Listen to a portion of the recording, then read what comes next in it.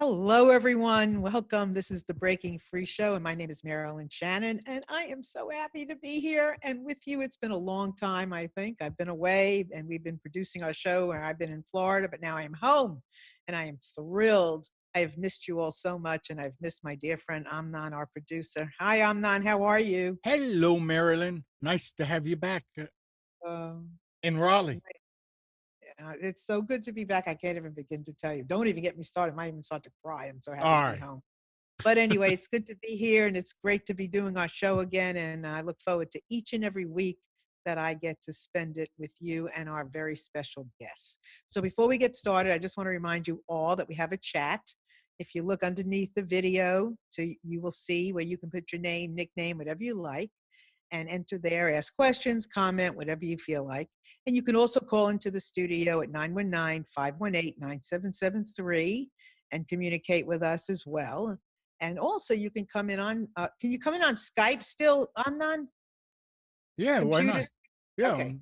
All right. Computers, that's plural, then the number 2K voice.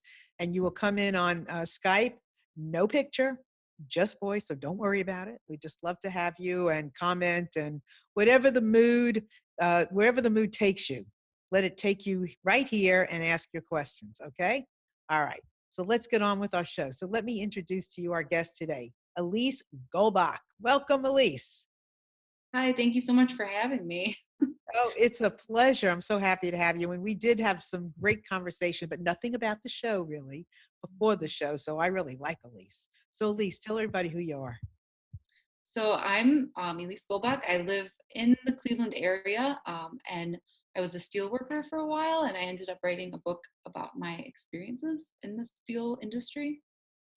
So steel worker. So first of all, take us before the steel working. Like Okay. what did you do before that? Well, I was, I went to college for English. I was always really interested in literature. And at that time, I used to be a house painter, like during college. You've never picked like girly jobs and like No, things that like other people would pick, right? You always pick the ones that are a little outstanding. Yeah, yeah. And you know what? I loved like working with my body, and especially when you're painting houses in the summer, you're outside and you're in the sun, and after you work a day, like you feel kind of exhausted and you feel like you've been in your body, which is always like a great feeling to me. So after college, I just kind of kept painting houses. It was also the Great Recession, so it was hard to find jobs in like the editorial fields and things like that. And so I did that for a long time, but eventually just kind of didn't pay the bills. Um, it also it wasn't a job with health insurance, and so that kind of led me to the mill. I had a good friend who worked down there, and he really encouraged me to apply just because it's really great pay, great benefits. It's a union job, and so kind of that's what led me there. So you didn't even like say no from the beginning. Like No, no. Well, somebody would say to me, how about working in the steel mill? I would go, no. at first I was a little bit like, well, I don't know if that's really what I want to do. The steel mill is right outside of downtown Cleveland, so you pass it all the time, and there's just, you can see the smoke billowing, and the buildings are all rusty, and it just looks like this dirty, dingy area. And I was like, I don't know if I really want to do that. But really, kind of unfortunately, what changed my mind was, my friend showed me his paycheck, and I didn't realize that steel workers make what they make, and that kind of, you changed my mind about it a little bit. And I figured, I can paint houses. I already work in a dangerous industry, steelworking. I figured it would be no different, and it was very different. It was? Oh, How? I think that I didn't anticipate how huge the equipment is. I mean, we all know, like, of course, it's steel, it's big, there's tons and tons of stuff. But when you're really like down in it, you realize how easily you can be crushed or killed, or there's always like cranes that are moving overhead, and they're carrying like 40 tons, which is like an elephant, and those things, sometimes the cranes will break and they'll drop out of the sky and come crashing down, or and so it's just, there's kind of constant danger that you always have to be alert and aware of. So how many did you have some close calls? I only had one close call, and it wasn't with me. I was actually running a crane, and there was a guy down on the ground, and I felt the crane kind of buckle, and it was just about to lay off of it, and like the rigging snapped, and so kind of like metal shards went flying, and luckily nothing hit the guy down there. That really sobered me up, like that, you know it's hard to be down in the dangerous areas, but it's also really hard to kind of be controlling the equipment, knowing that you could injure somebody too. So kind of like that dual stress. Right. So Yeah. you had to learn how to work a crane. You just don't get up on top of a crane and work it. Yeah. It took me a little while. It took about 3 months, I would say. Um, and it's very different than driving. I was very intimidated by it at first. It's really shaky. It feels like a carnival ride that's about to fall over.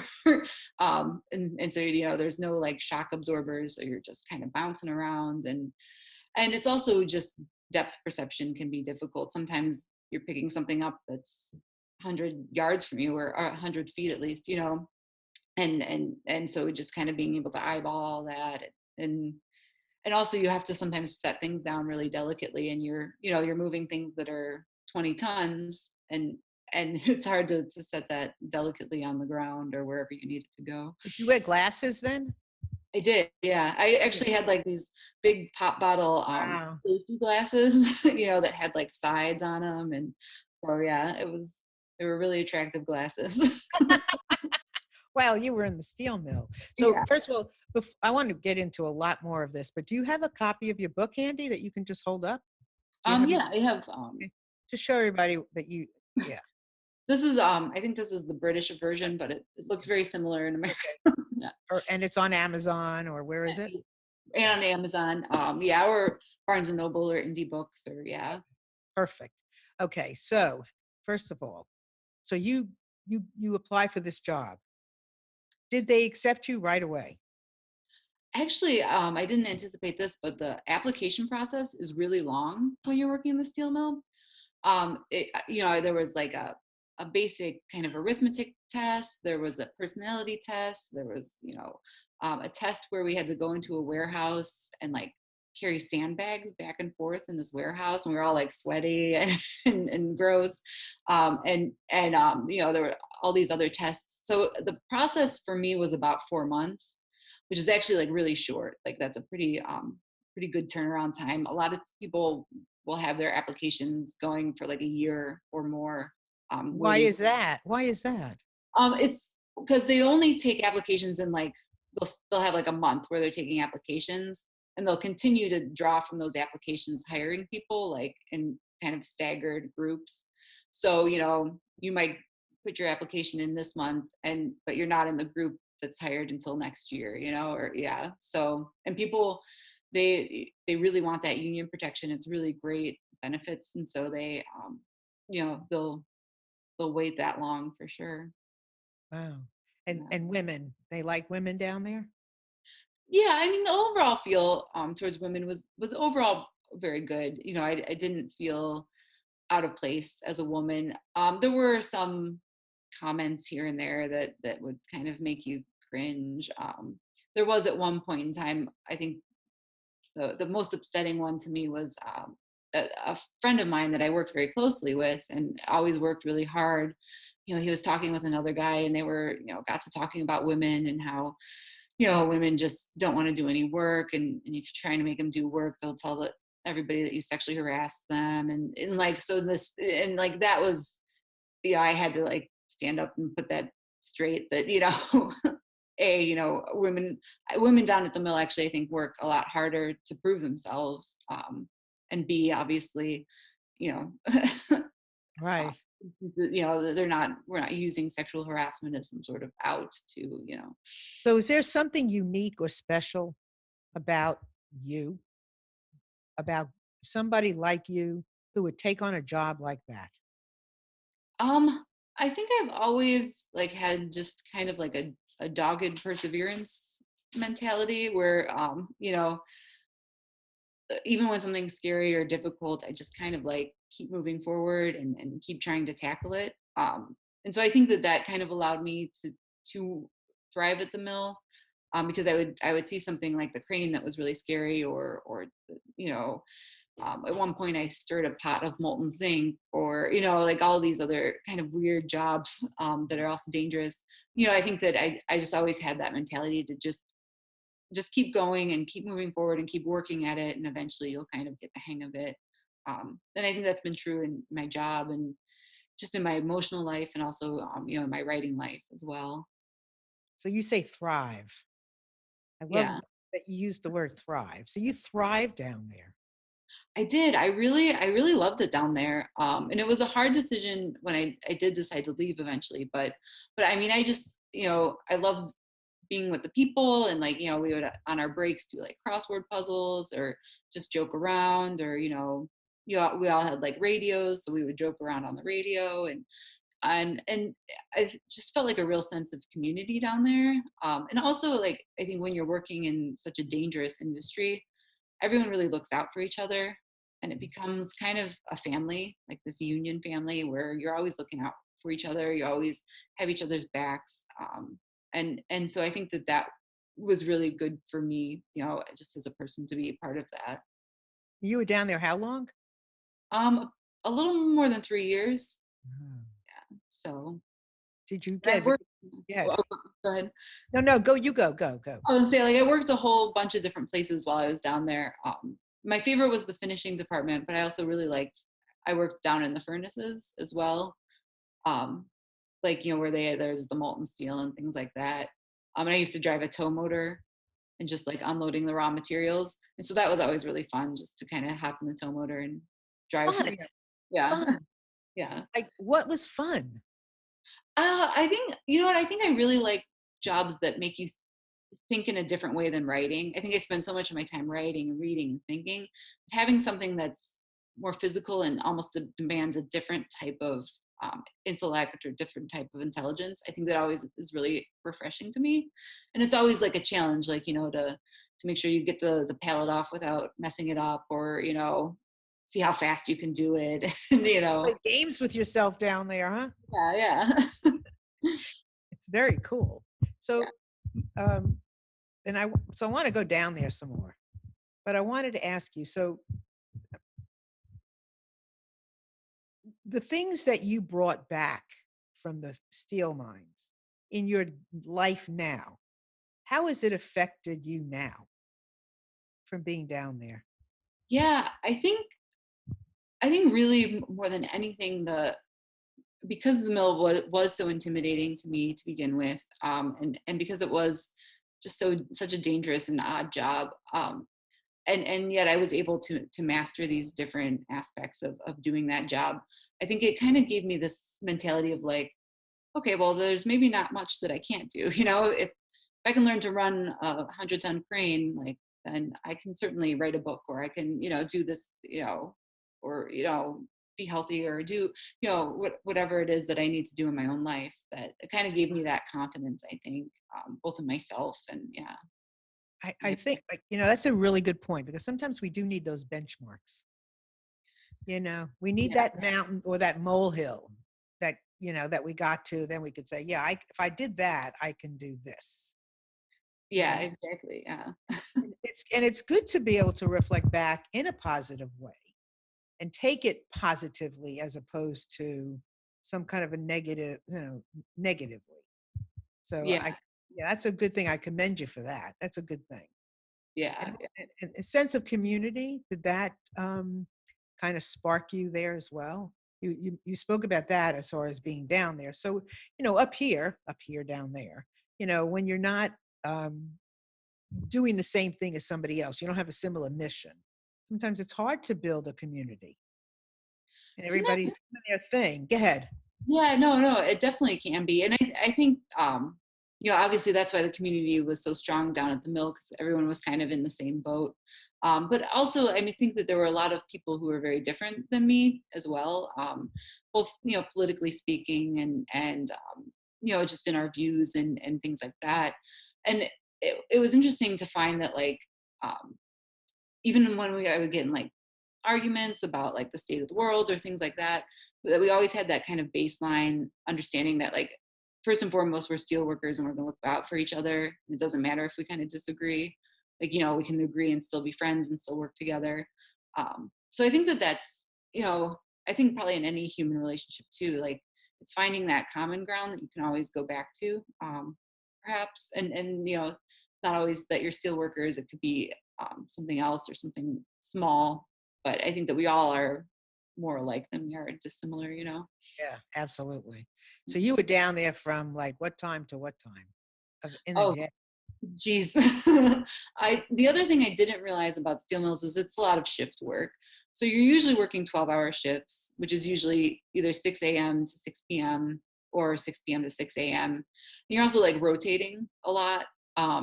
So we would rotate like, you would have like 3 days on, 2 days off, and then like 4 nights on, and then 2 days off. And so you're constantly you never knew if it was night or day. Like we used to joke, like in the winter, you would come to work and it would be dark. You'd leave work and it would be dark. So you never knew if it was morning or night. How did you stand that? How'd you um, get through that? yeah, no, that was actually really, really difficult for me. I think that I was working so much. I was also working like 80, 90 hours a week sometimes. And so it was just hard Whoa. Is that typical or is that because you're nuts? No, that was typical. And it was kind of also when you're new, you're the low guy on the totem pole. So if somebody doesn't want the shift, then they just give it to you, and that's kind of don't have a choice. And so, but a lot of people do work a lot of overtime down there as well, voluntarily. But it definitely had an effect on me because I felt like I couldn't do anything else that I enjoyed. I couldn't write, I couldn't read, I couldn't, hang out with friends and family. And also I actually have bipolar disorder. And I've struggled with that throughout my life. And one thing that is very bad for people with bipolar disorder is like a lack of a consistent schedule and Right, also right. like sleep deprivation. So Even no light. yeah, no light, like I've known, several people with bipolar disorder, and in February might be a really hard month because of no light.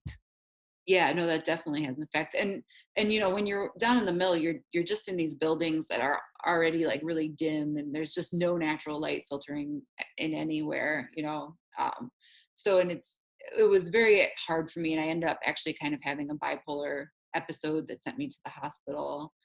Um, and then at that point, I was able to work with the company and with my doctors, and they were able to find me like a daylight schedule, which was much more feasible, and I was able to kind of work around my illness. So how much of your book and your story involves the fact that you have bipolar disorder? I would say a large part of it, that's kind of always a thread that goes through, just because I think also being bipolar, I think it chipped away at my confidence over the course of my life. I was diagnosed at 18. And, I started to work in the mill when I was 29. So I think that almost the mill kind of rebuilt the confidence I had lost because of the illness. Really? Because I always thought on Mhm. some level that there was a well, it goes both ways, right? There's a super confidence, and then there's the downside. Is that right? With bipolar? Yeah, yeah. Sometimes you get mania or Right, right. hypomania, and that's you can be like overly confident in almost a delusional way. Um, but like, and I think though when you go, because usually there's depressions where you're not confident at all, and then there's like usually like a normal in the middle time when you're more maybe yourself. And I think that in those times I would feel kind of a lack of confidence just because I never knew what my brain was going to do. Right, right, Might right, be right, a day, right, but who knows tomorrow? And right. So do you think that is that why maybe you took some of some of the dangerous jobs I think because of bipolar? I think it was partly maybe maybe maybe some of it was a hypomania, like not thinking clearly, but I think partly I think I was afraid to succeed in the areas that I really wanted to, which is the writing, and I always wanted to be like a teacher or a professor. Um, and I think I was afraid to go after those things because I was afraid that I would fail, that the bipolar disorder would Wait, okay. crop up and then kind of lead to failure. And so I think it's easier sometimes to not try something than it is Uh-huh. try and Oh, fail. yeah. Yeah. So I really thank you because I mean, this is a really funky time for a lot of people.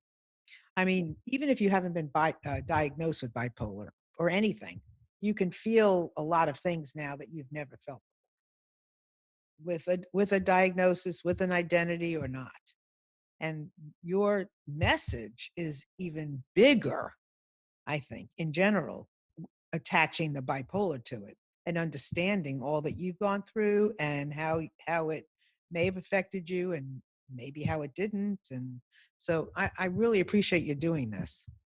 Oh, thank you. Yeah, thank you. I do. I think it's important to get those stories out there about, about mental health struggles, just to kind of, I think there's a lot of stigma surrounding mental illness, and just to help people understand better. And also, I think for me personally, helping family and friends understand too, when they read my book, like to, know what it is that I go through when I'm being antisocial, or, not wanting to hang out, or in bed all day, or, Uh, yeah, because if you like being antisocial, if you are down in the mind, and one of the things is being um, you need each other for safety reasons.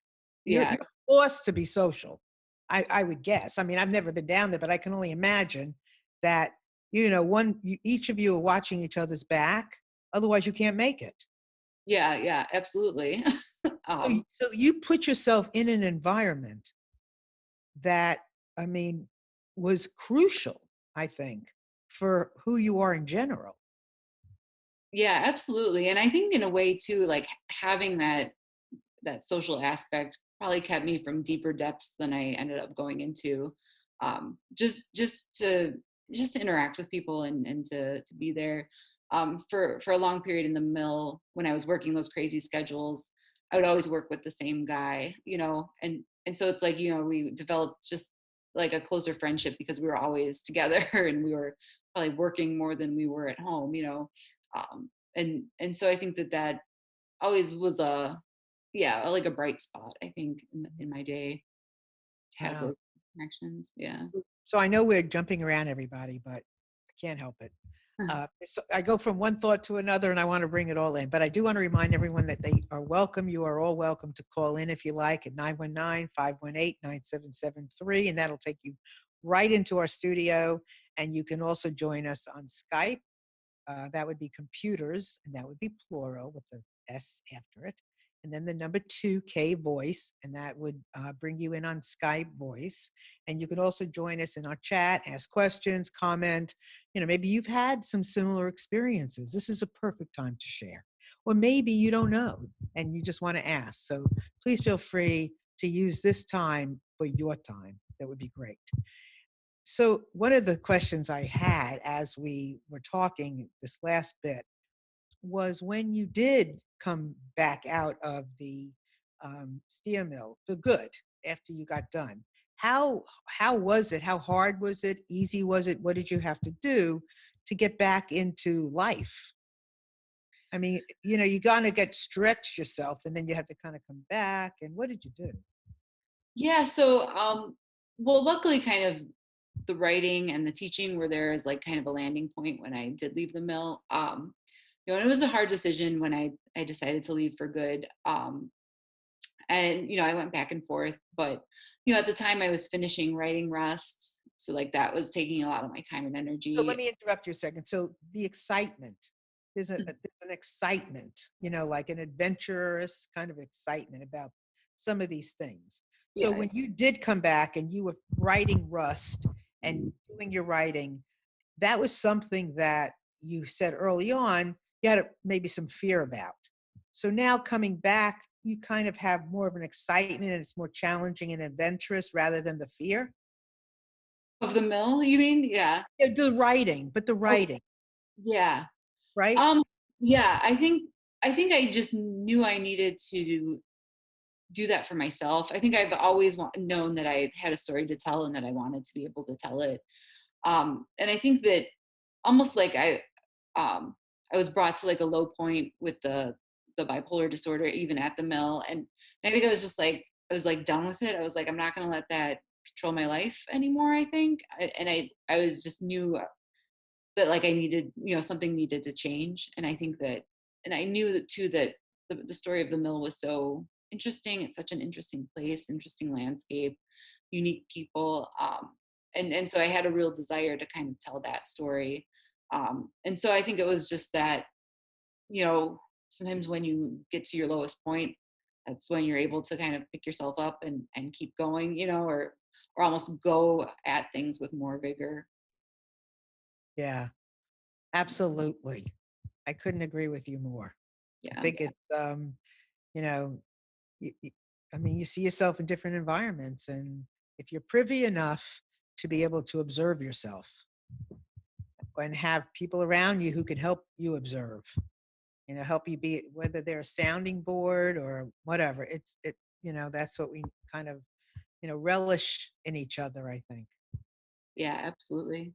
Um, Yeah, what you I gonna was say? saying, and the writing itself, I think, is an interesting way to kind of observe yourself, because no writing never happens in the first draft. You write multiple drafts, and you're kind of almost able to step back and look at yourself and dig deeper into what your thoughts and feelings and the underlying emotions are of Mhm. your actions.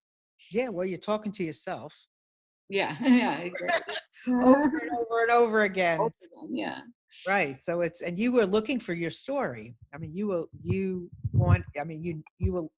from what I hear, correct me if I'm wrong, you were looking for that story and you found it in Rust. Yeah, absolutely. I always kind of wanted to tell the story of the illness and some other things. And I just couldn't figure out the way to package them into a book. And the steel mill kind of gave me that structure that I needed Mm. as a So whole. tell us some things about the people down there.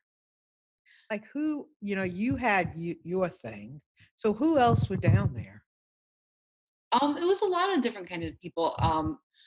You know, one person that I became good friends with was, a single mom who was maybe a little younger than me, about 25, and had like, half of her head shaved and like pink hair on the other side. And she had an adorable little daughter, and just, the mill was like her way to kind of make a good life for her and her daughter and their family. And so like, there were definitely other women down there. And there were also older women who had been in the mill for decades, who had seen like all different types of trials. Definitely had more sexual harassment to deal with, in the 80s and things like that.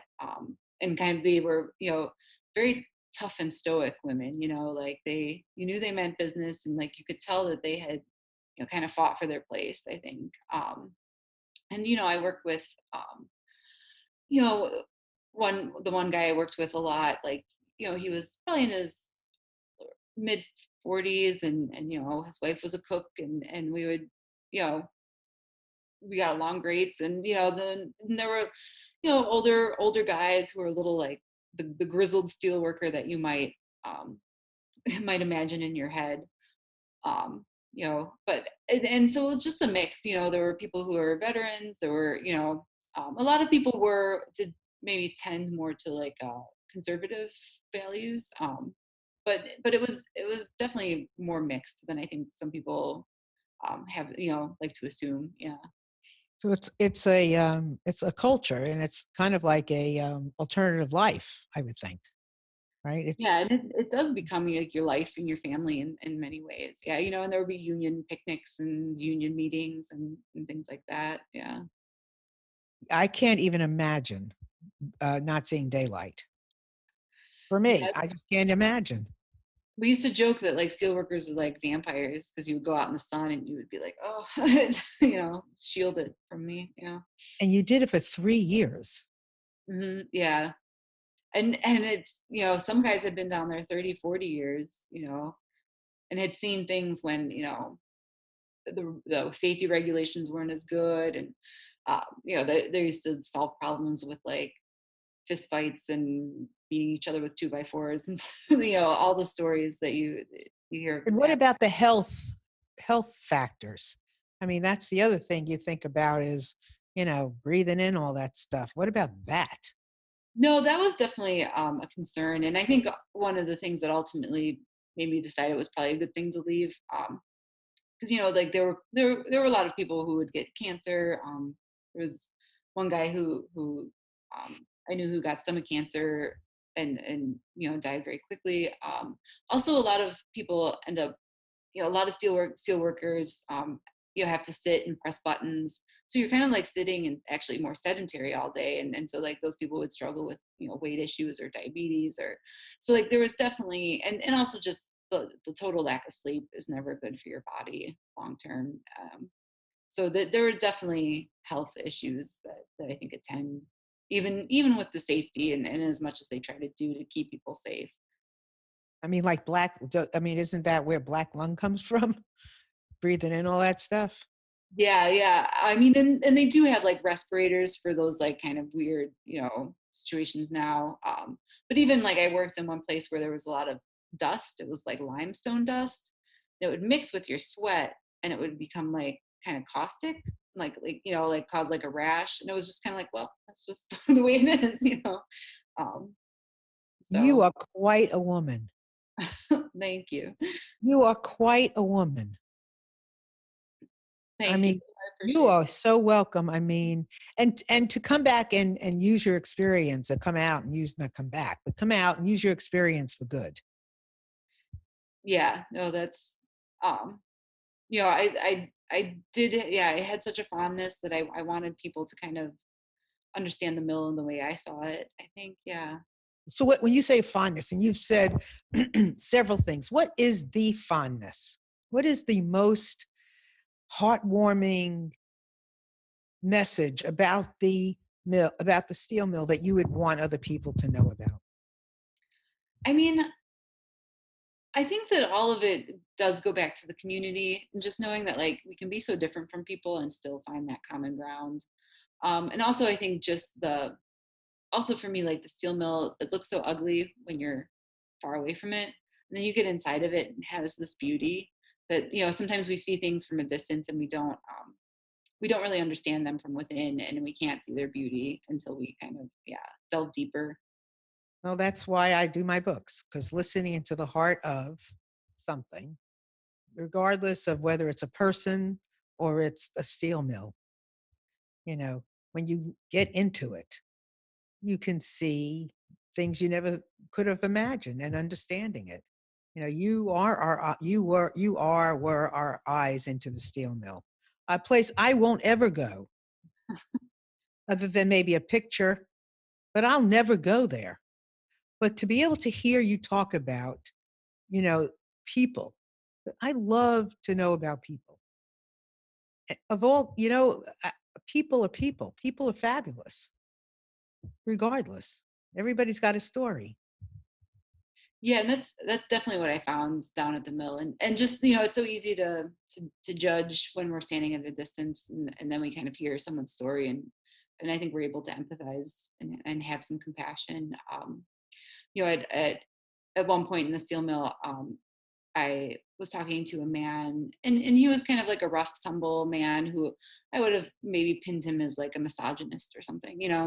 Um, and and we were talking, and he was talking about sexual assaults, and I was like, well, you don't know what that's like. And he eventually told me that he himself had been molested, and so it was kind of this, that I would have pinned him as like, oh, he doesn't He's understand the at all. molester. You would think he was. Yeah, exactly. And Right, and yet, right. yeah, he probably had more ways to understand it than I did. Yeah. The book I'm currently having published is about the opioid addiction, and I interviewed a woman in particular who has a boyfriend who is addicted, and they're not married. I mean, she went into the relationship, knowing that he had an addiction. And I was like, before I started talking to her, I'm like, oh my God, how can anybody do that? Not just any woman, but how can anybody? I mean, all these judgments about her and her neediness and her this and her that. And after I, interviewed her, I was just taken back, because I then realized, well, she fell in love with this man. And he is a really nice guy who just happens to have an addiction. And there is a person with an addiction in every neighborhood and next door to a lot of people that I probably already know. Oh, And and it was just, I took back my judgment, and here were just two people, yeah, and it's yeah. period. And I didn't find her crazy anymore. I found her better than me because her heart was more open. Right? Yeah. And Right. it changes your mind, It Yeah. does. And we need these stories desperately. Well, We need especially right now, yeah. we need these stories. We need storytellers who can get close to somebody who I may not get close to, so that the world becomes a much better, nicer, sweeter, more gentler, united place. No, that's desperately what we need right now, I think. Yeah, and bipolar. I mean, people make up a lot of things about people that suffer from or have bipolar. And for you to come out and share as a, is I mean, we need that because there's a lot. I mean, and people with bipolar need you to share so they don't feel so behind the eight ball. And people who don't know very much need you because, I mean, this whole thing with Kanye West, how is that affecting you? What are you making up about that? And that I haven't I've been a little divorced from the news, so I don't yet have much of Okay, an so you opinion don't. about it. Okay, Yeah. so you don't know much about that. No, no, yeah. Okay, okay. I Remind. do know that he has bipolar disorder, right? And that Yeah, and he had some, did something with running for president and made some remarks and um, uh, whatever, I can't remember what her name is in the moment. His wife came out and expressed about him having bipolar and how much understanding he would need and that kind of thing. And it's an interesting take having her come out and talk about it. And you know sometimes things happen, well, not sometimes, things happen for a reason, right? yeah, right, they do. Absolutely. Um and and I know, like, just having experienced the bipolar, when you're in that high, like that manic state, I mean, I've said things to people that I would never say, but I did say, and just yeah, like having people realize that, like, you're a different person when you're in those kind of swings, and it can be difficult to get out of them. So Yeah. is that one of the main, when you think about talking about bipolar and you're expressing yourself in what is your overall, is that one of your overall messages? What else would be, as far as Um, understanding bipolar or seeing you as a representative? yeah, and I think one thing that I would like to get out there is, even in the medical community, they talk about bipolar disorder and they'll say things like, "Oh, the patient lacks insight. They don't, they don't understand what's going on inside of them." And I think that one thing I would like people to know is that, sometimes mental illness actually makes you even more acutely aware of what you're feeling and how you're feeling. And, because you're constantly having to examine yourself and ask where your thoughts and feelings are coming from. And so a lot of times I think that people with mental illness, depression, bipolar disorder, can have like a deeper awareness of who they are. And I think I would like, there to be some acknowledge or acceptance of that. And the other thing is, I just think getting those stories out there is helpful and beneficial. Like, even at the mill, I was starting like a new in a new department, and the man who was training me must have found out that I had bipolar disorder. And we were walking and kind of like looked me up and down. And he's like, "I heard that you were crazy, but you look pretty normal." And so, and I think that maybe to yeah, to show people that, like, people with mental illness are just normal, just a different kind of normal. Yeah. Well, I mean, I think we all have a touch of a lot of things. Yeah, I mean, absolutely. I just think there's a spectrum of a lot of things. There are times that I'm feeling something and I mean, I can control I'm not I don't think I'm bipolar. I Mhm. don't have those ups and downs, but I have a regular up and down. At some point, somewhere, I'm doing something, right? Yeah, yeah. And I think that there's so much we don't know about the brain and how it works and why it works the way it does, and especially when it comes to mental illness, that I think that you're probably right. It is some sort of spectrum that There's no question. And whether ADD, ADHD, tell me who isn't. Tell me who does not, and when people say, label people, I mean, ADD, ADHD, when I look at ADD, ADHD, bipolar, people tend to, when you're higher than the middle of those spectrums, are super creative. yeah, and You are super creative. And if you think that that's a sickness and a disease, I beg to differ. it's a hard balance, because you, in one way, you have to be stable enough to produce the art or but I do What think. about if you're not? And what about if there's a confidence issue and you have that burning desire, but you have that confidence issue? Tell me where you can go with that as a mental illness that becomes a mental illness. Yeah, I mean, there's that becomes its own kind of set of problems. Absolutely, yeah. Right. Absolutely. So the and I so the insight, the ability to be able to see, being a fly on your wall, but not be able to stop it. Yeah. Not always. Not always. Yeah. Um, because I think as you know, as the years have gone by, I'm able to recognize kind of when it's getting out of control. Sometimes it's already out of control and I can't stop it, but sometimes I can, I know to ask for help or to, go to the psychiatrist and talk, maybe adjust the medication or, so I think, yeah, you do end up kind of learning how to manage it in some ways. And so as you have, um, are your up highs and lows, are they different? Are the peaks and valleys different than they used to be? Are they closer together? Actually, I would say they're actually farther apart. Right. Yeah, and I would say too they're not as there's not as they're not as big. Like the lows aren't as low and the highs aren't as high. But like you said, we're all human and we have those highs and lows, and especially with everything that's going on with coronavirus, I think that causes anxiety and depression, and at least it has for me. And so and that's some of that's just normal, not It's necessarily. just being a person with feelings. I Yeah, mean, it's hard not to have a feeling right now of some yeah. sort.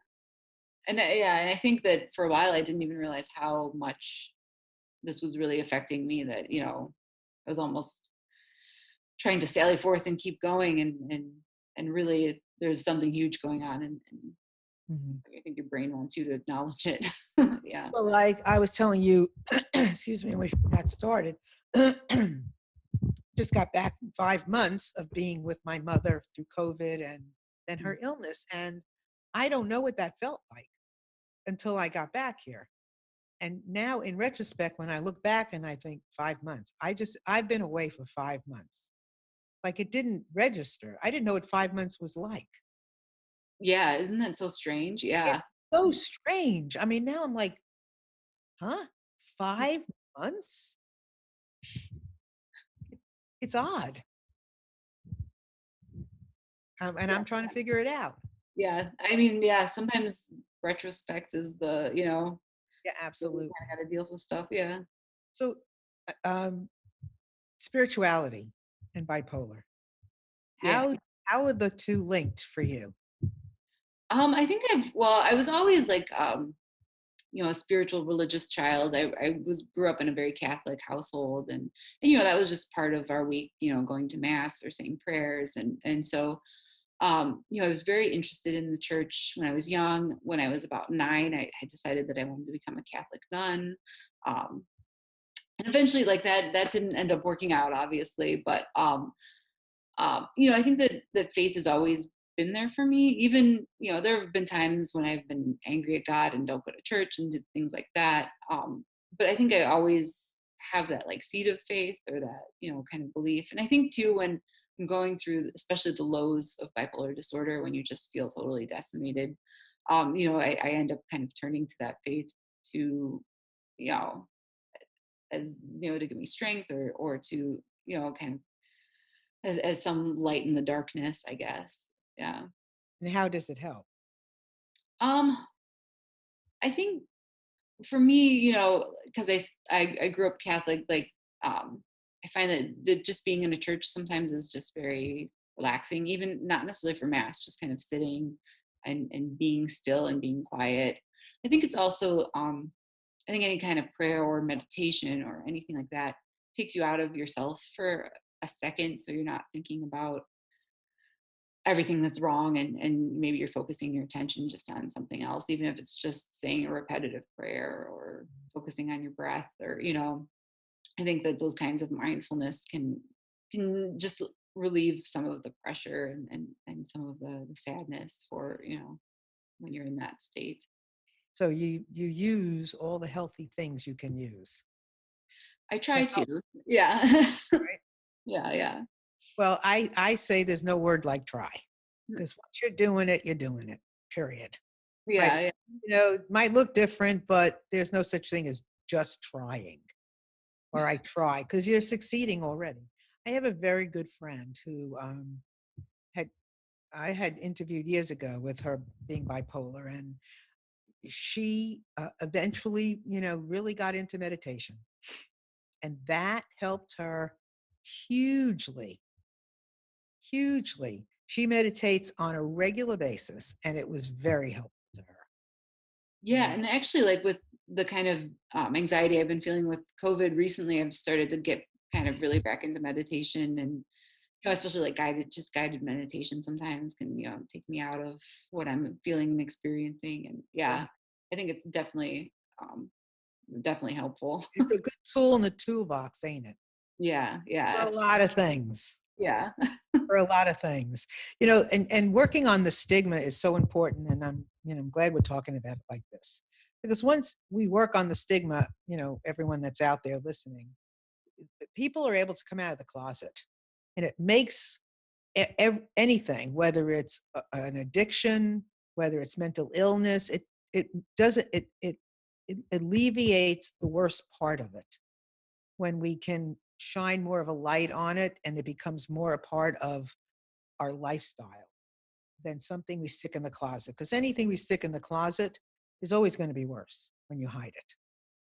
Oh yeah, absolutely. Yeah, yeah, especially mental illness or any kind of addiction or things like that. I think too, like those stories, they let us know that we're not alone, because I think that all of those kinds of things, because of the stigma, you do feel so isolated. And I think that the things like depression make you feel even more isolated, and so I think that that's another way that it can kind of bring people out or bring people together, or prompt them to seek help. Just Absolutely. I agree completely. So, what else would you want us to know about the steel mill that I haven't asked you, but it's at the tip of your tongue, or something that you just are plotzing to get out?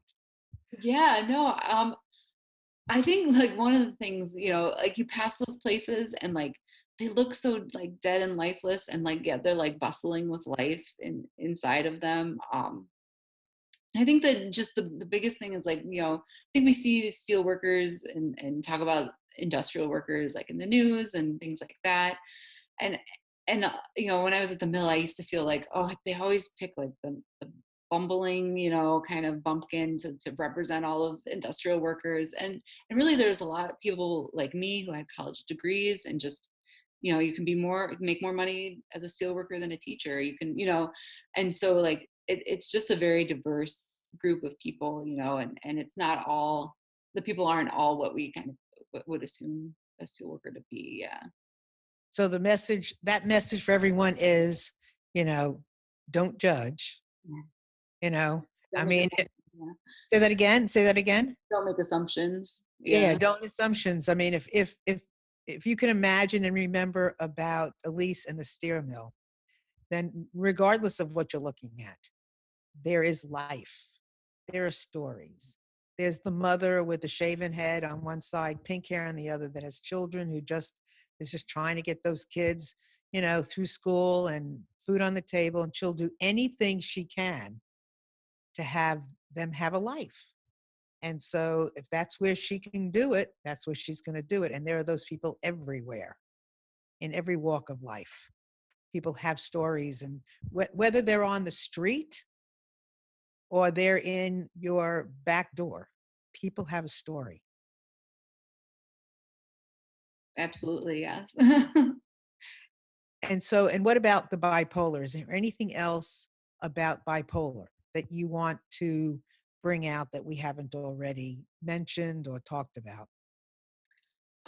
Yeah, no, I think just, the biggest thing is if somebody in your life has that, um, any kind of mental illness, bipolar or anything, I think the biggest thing is like being educated and aware, and not just about the like scientific things or the symptoms, but like I think trying to seek out stories of people's experiences, just so you can better understand what your loved one, I think, is going through. I think that sometimes my husband will be like, well, what can I do? I want to do something to make it better, and sometimes I just want someone to be present and to try and understand what I'm going through. Yeah. And I want to add to that, how important it is to know these things, because sometimes looking at someone, when we mentioned this, you don't know what's going on behind closed doors. So if somebody is not in a wheelchair or not walking around where they are blind, I mean, people have issues and a story, and sometimes, and you don't know just by looking at somebody. And it's really important to get to know each other. Yeah, So absolutely. um, Amnon, do you have my books there? Yes, ma'am. Here we go. So, just as a reminder, in just one afternoon, listening to the hearts of men, twins, millennials, and yes, people impacted by opioid addiction. I cannot wait. It is at the editor. It's going to be edited. And hopefully, in the next month and a half, it will be available. And I'm really excited about the next one, which I can't get to fast enough. In just one afternoon, listening into the hearts of Black fathers.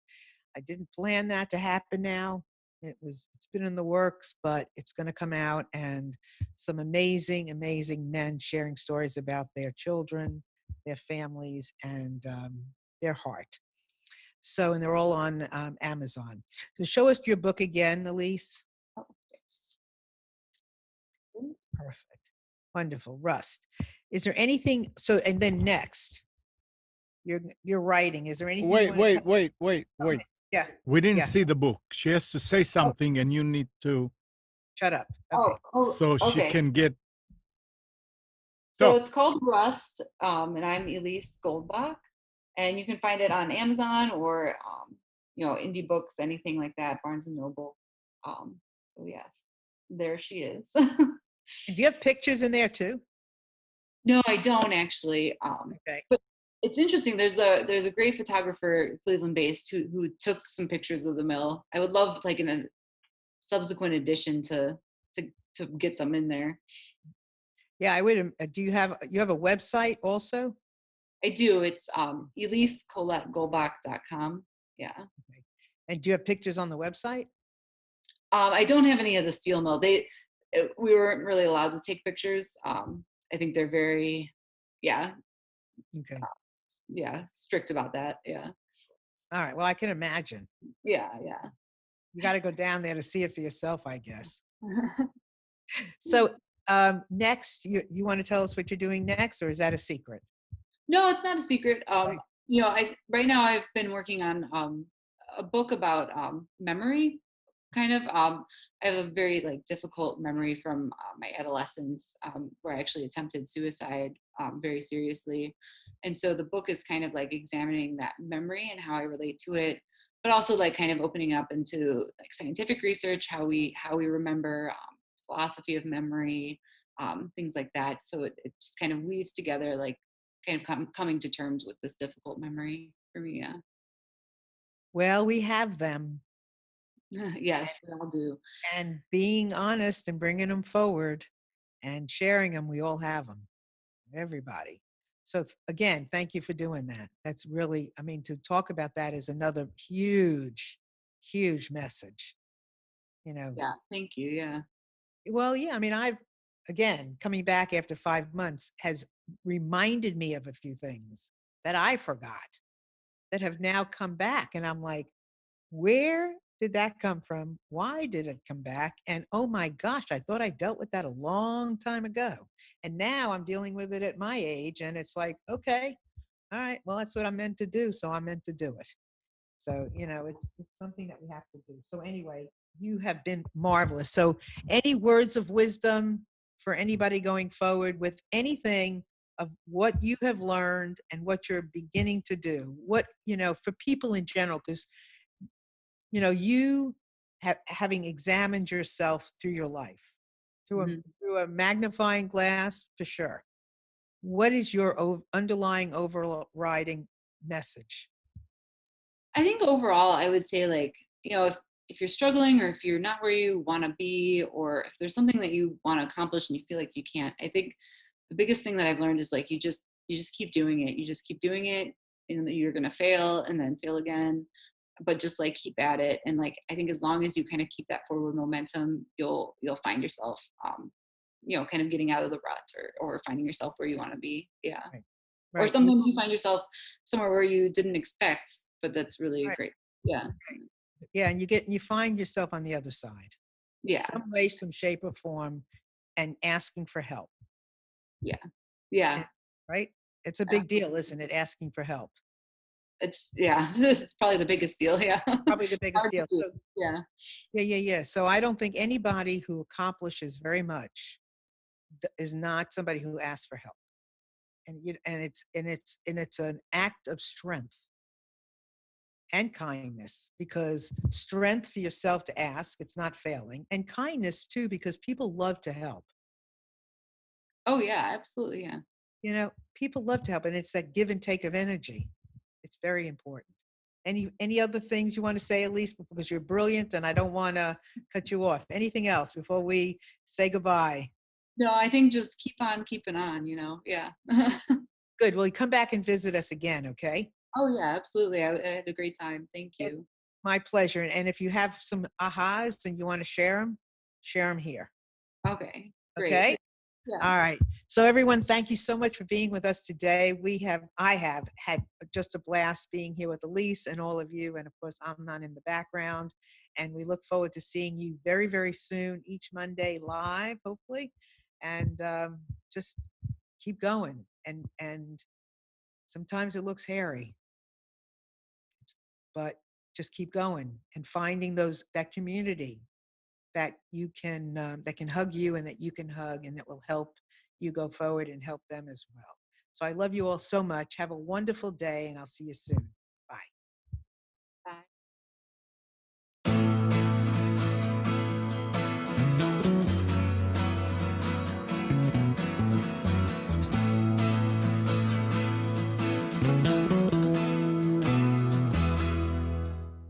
You are tuned to the Nissan Communications Network.